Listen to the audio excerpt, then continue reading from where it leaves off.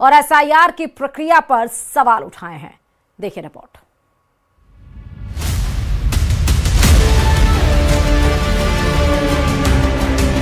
पिछले 47 दिनों में ये 5वां मौका है जब एसआईआर को लेकर टीएमसी का प्रतिनिधिमंडल चुनाव आयोग का आमना सामना हो रहा है। इस मुलाकात में टीएमसी चुनाव आयोग से 3 आरोपों के बारे में शिकायत करेगी। टीएमसी का पहला आरोप, बड़ी संख्या में जिंदा मतदाताओं को मतदाता सूची में मृत घोषित कर दिया जा रहा है। टीएमसी का दूसरा आरोप, राज्य में माइक्रो ऑब्जर्वर की तैनाती पर पार्टी ने सवाल खड़े किए। टीएमसी का तीसरा आरोप, बीजेपी नेताओं की गाड़ियों में बड़ी संख्या में फॉर्म 7 मिल रहे हैं जो वोटर डिलीशन से जुड़े होते हैं। इस मुलाकात से पहले बंगाल की सीएम ममता बनर्जी ने केंद्र सरकार और केंद्रीय सुरक्षा बलों पर बड़ा आरोप लगाया है। ममता ने आरोप लगाया है कि बंगाल में एसआईआर के काम में केंद्रीय सुरक्षा बलों का इस्तेमाल किया जा रहा है।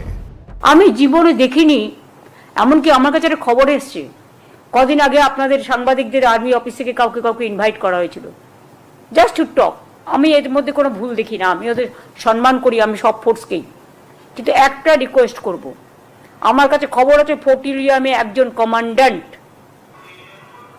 এসআইআর এর কাজ করছে এবং বিজেপি করছে, বসে পার্টি অফিসের কাজ করছেন। প্লিজ আপনাদের কাছে হাত জোড় করে রিকোয়েস্ট করব, এটা করতে যাবেন না। ममता के इस आरोप पर बीजेपी ने पलटवार किया और आरोप लगाया कि ममता बनर्जी लगातार देश के सुरक्षा बलों का अपमान कर रही है।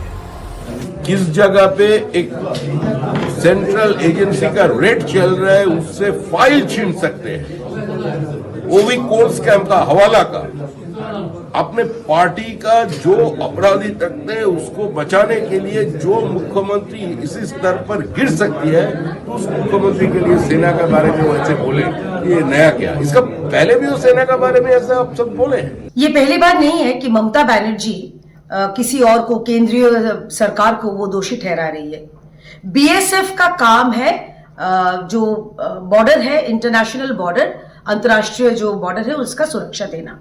लेकिन ममता बनर्जी अंतरराष्ट्रीय बॉर्डर का सुरक्षा देने के लिए वो जमीन नहीं देती है, ये एक बार के लिए नहीं कहा।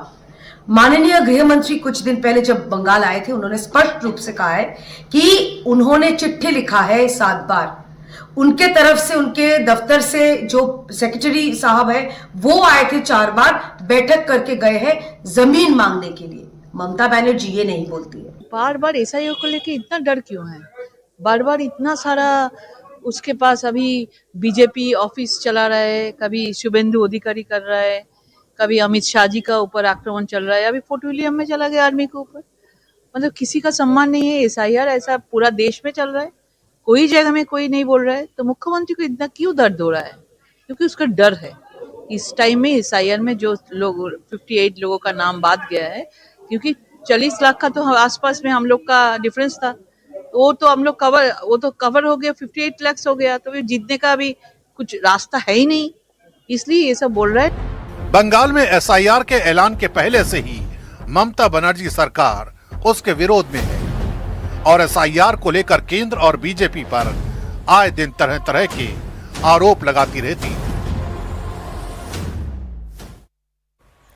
और चलिए अब बात चीन की होगी, जिसके मुद्दे पर कांग्रेस में दो फाड़ हो गया है और कांग्रेस के 2 बड़े नेता आमने सामने आ गए हैं। पूरी खबर क्या है इस रिपोर्ट में आपको दिखाते हैं।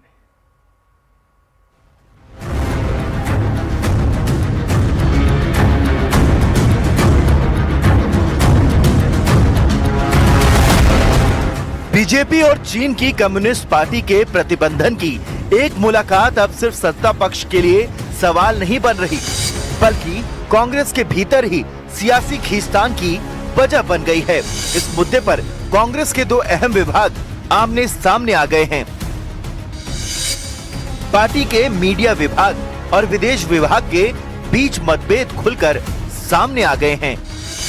सूत्रों के मुताबिक विदेशी विभाग के प्रमुख और वरिष्ठ नेता सलमान खुर्शीद ने मीडिया विभाग के प्रमुख पवन खेड़ा की शिकायत सीधे पार्टी आला कमान से की है। सलमान खुर्शीद कांग्रेस के विदेश विभाग के अध्यक्ष हैं और उनकी नाराजगी की वजह है पवन खेड़ा द्वारा चीनी प्रतिनिधिमंडल के बीजेपी नेताओं से मुलाकात पर सार्वजनिक सवाल खड़े करना। सलमान खुर्शीद का मानना है कि यह परंपरा रही है, चीनी डेलीगेशन हिंदुस्तान की पॉलिटिकल पार्टियों से मिलता ही है। इस पर सवाल खड़ा करना ठीक नहीं, बल्कि चीन की सरकार से सवाल पूछना चाहिए। ऐसे में अब यह सवाल उठने लगा है कि आखिर कांग्रेस पार्टी की चीनी डेलीगेशन को लेकर आधिकारिक लाइन है क्या। यह टकराव इसलिए भी अहम हो जाता है क्योंकि भारत आए चीनी प्रतिमंडल से कांग्रेस के विदेश विभाग के प्रमुख सलमान खुर्शीद ने भी मुलाकात की थी। ऐसे में पार्टी के भीतर अलग अलग संदेश जाने लगे। पवन खेड़ा ने बीजेपी और चीन की कम्युनिस्ट पार्टी के बीच बंद कमरे में हुई बैठक पर सवाल उठाए। उन्होंने पूछा कि क्या इस मुलाकात में सीमा विवाद जैसे गंभीर मुद्दों पर भी बातचीत हुई या नहीं। दूसरी ओर सूत्रों के मुताबिक सलमान खुर्शीद का मानना है कि राजनीतिक दलों के बीच ऐसी मुलाकातें गुडविल जेस्चर होती हैं और कूटनीतिक परंपरा का हिस्सा मानी जाती हैं। उनका तर्क है कि चीनी प्रतिनिधि मंडल को सार्वजनिक रूप से कटघरे में खड़ा करना विदेश नीति के नजरिए से ठीक नहीं। पवन खेड़ा ने अपनी प्रेस कॉन्फ्रेंस में बीजेपी के दोहरे रवैये का आरोप लगाया।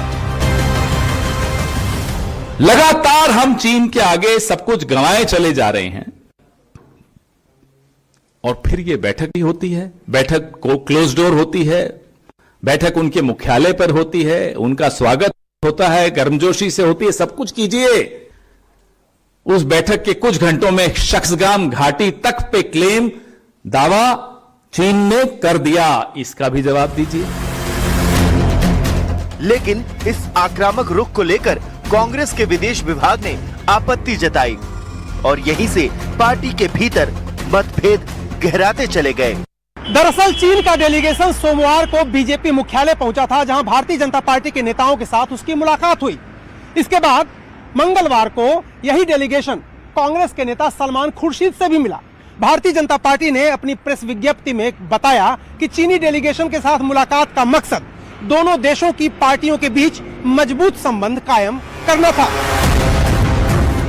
यह मुलाकात ऐसे समय हुई जब अक्टूबर 2024 में ब्रिक्स सम्मेलन के दौरान प्रधानमंत्री नरेंद्र मोदी और चीनी राष्ट्रपति शी जिनपिंग की मुलाकात के बाद सीमा पर शांति बनाए रखने और बातचीत बढ़ाने पर सहमति बनी थी। बीजेपी इस पृष्ठभूमि में इस बैठक को सामान्य राजनीतिक संवाद बता रही है। कुल मिलाकर बीजेपी और चीनी प्रतिनिधि मंडल की मुलाकात ने कांग्रेस के भीतर विदेश नीति और राजनीतिक रणनीति को लेकर गहरी अहमियत उजागर कर दी। एक तरफ आक्रामक सवाल उठाने की सोच है तो दूसरी तरफ कूटनीतिक संतुलन बनाए रखने का नजरिया। बड़ा सवाल यही है कि चीन जैसे संवेदनशील मुद्दे पर कांग्रेस की आधिकारिक आवाज आखिर किसकी मानी जाएगी।